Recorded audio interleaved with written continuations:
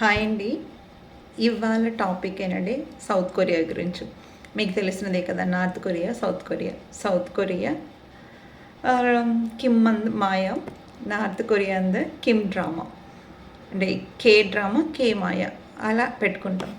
అసలు ఎందుకు దీని గురించి మాట్లాడుకోవాలబ్బా అంటే, యంగెస్ట్ వర్క్ ప్రెషర్ వల్ల సూసైడ్ టెండెన్సీ ఎక్కువ ఉన్న కమింగ్ దీనిలో సౌత్ కొరియా ఉంది. ఎందుకంటే ఇక్కడ వర్క్ డిసిప్లిన్, అట్లాగే స్కిన్ కల్చర్, కాస్మెటిక్, అసలు బ్రహ్మాండమైన సర్జరీ అయ్యే ప్లేసు సౌత్ కొరియానే ఇవాళ. దీనిలో ఏంటంటే ఆల్మోస్ట్ అందరూ క్లాసీ స్కిన్, వీల్ ఎంజాయ్, అలాగే ఫేర్గా ఉండటం, అసలు లుక్కి ఎక్కువ ఇంపార్టెంట్. టాలెంట్ లేకపోయినా పర్వాలేదు, అపీరెన్స్ మీద పర్ఫెక్ట్గా ఉంటే నీకు జాబ్ గ్యారంటీ ఉంది. దీనికోసం అసలు కాలేజ్ అవ్వగానే కంప్లీట్ అవ్వగానే వాళ్ళకి డబుల్ అయిన ఐబ్రోస్ కాస్మెటిక్ సర్జరీ అనేది మన పిల్లలకు ఒక ఐఫోన్ కొని ఇచ్చినట్టు వాళ్ళకి ఒక అప్రిషియేషన్ కింద కొని చేసుకుని వాళ్ళని హ్యాపీనెస్ చేస్తారు. ఎందుకంటే అలా చేయటం వల్ల వీళ్ళకి తొందరగా జాబ్ వస్తుందని పేరెంట్స్ కూడా ఒక అపీరెన్స్ నీట్గా ఉన్నప్పుడు ఈజీగా జాబ్ కొట్టవచ్చు, యూనివర్సిటీ రావచ్చు, మంచి దానిలో ప్లేస్మెంట్ కదా దొరుకుతుందని చెప్పి అట్లా పిల్లల్ని ట్యూన్ చేయటం కదా జరుగుతుంది. ఈ కాస్మెటిక్ ప్రపంచంలో ఏంటంటే ప్రతిదీ కాస్మెటిక్ ఎక్కువ అయిపోయేసరికి యంగ్స్టర్లో కూడా ఆ అపీరెన్స్ పెంచుతా ఇంకా ఏదో చేయాలని చెప్పి ప్రతి దానిలో జాబ్లో ప్రెషర్, ఆల్రెడీ కాంపిటేటివ్ ఎగ్జామ్స్ ఇవన్నీ చాలా ప్రెషర్గా ఉంటాయి. అప్పుడు అపీరెన్స్లో టాలెంట్ ఉండే ప్రయోజనం లేదు. అపీరెన్స్ అనేది చాలా చాలా ఇంపార్టెంట్. అలాగే బ్రౌన్ స్కిన్ అంటే చిన్నచూపు. బ్రౌన్ స్కిన్ అంటే ఇప్పుడు ఒక రంగా వాళ్ళంతా ఈ సినీ ఫీల్డ్ అయితే అసలు బతకడానికి ఛాన్సే లేదు. వాళ్ళంతా విలన్ కిందనో వేరేదైనా ఆర్టిస్ట్ ఉంది. ఇదన్నీ బ్రౌన్ స్కిన్ ఎప్పుడో ఎవరికో ఒకరికి ఉంటుందని చెప్పి అనుకునే వాళ్ళు ఇప్పుడు ప్రతి వాళ్ళు ఏంటంటే ఆ క్లాసీ స్కిన్ కోసం, లుక్ కోసం అసలు పరితపించి ఇంక ఎందైనా చేసేసుకోవచ్చు అని చెప్పి ఒక ఏరియా అంతా టోటల్గా ఆ ఏరియా పేరు గురుగ్నం అనుకుంటున్నాను. అదన్నీ టోటల్గా ఓన్లీ ప్లాస్టిక్ సర్జరీస్. అసలు ఎవరు పెట్టినా busiest area in the south Korea లాగా అయిపోతుంది. ఇక్కడ ఏంటంటే ఎంత స్కిన్కి ఇంపార్టెంట్ ఇచ్చేసుకుంటున్నారో అట్లా వాళ్ళకి ఏంటంటే ఈ అపీరెన్స్ కోసం వాళ్ళు ఎక్కువ స్ట్రెయిన్ చేసేసుకుని, ఎక్కువ హార్డ్ వర్క్ చేసేసుకుని వాళ్ళు ఇంకా యంగ్గా ఉండాలి అని చెప్పి ఒక తపన, ఒక టార్గెట్ ఇదన్నీ ఉండి ఎక్కువ స్ట్రెస్, మెంటల్ స్ట్రెస్.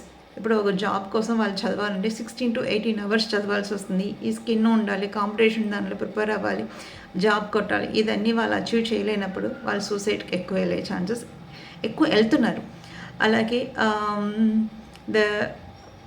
జాబ్ వచ్చిన తర్వాత ఏంటంటే వాళ్ళకి డ్రింకింగ్ కల్చర్ కూడా, సోషల్ డ్రింకింగ్ కల్చర్ చాలా ఎక్కువ. దీనివల్ల వాళ్ళకి ఏంటంటే హెల్త్ని కూడా పాడు చేసుకుంటున్నారు. అట్లాగే వాళ్ళకి లివింగ్ కాస్ట్ కూడా టూ మచ్ అవుతుంది.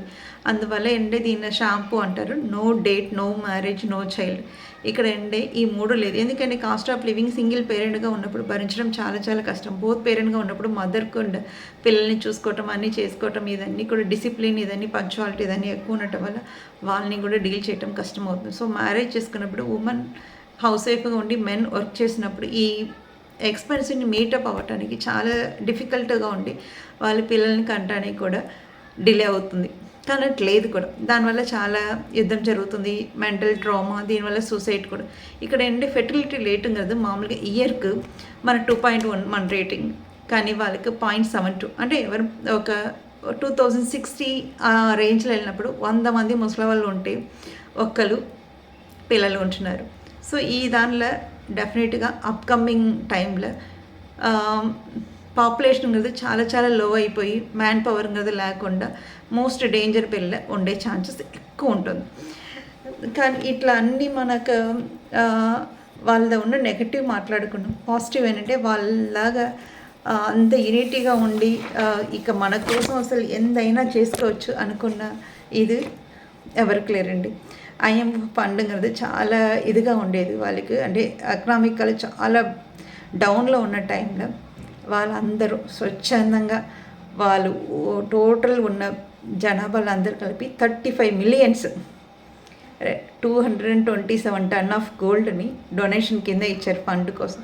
అప్పట్లో అది 10% వాళ్ళకి ఉన్నా కూడా, బట్ ఓవరాల్గా 2021లో టోటల్ ఫ్రీ ఐఎంఎఫ్ లోన్ అంతా క్లియర్ చేసుకుని అసలు అందరిని తలుచుకొని యూనిటీ అనేది ఎట్లా ఉంటుందో ఆ యూనిటీగా సేమ్ యూనిటీతో నెక్స్ట్ ఫైట్ చేస్తే ఈ ఫెర్టిలిటీ రేటింగ్ కూడా వాళ్ళు మీటప్ అవ్వగలుగుతారు, హైక్ చేయగలుగుతారు.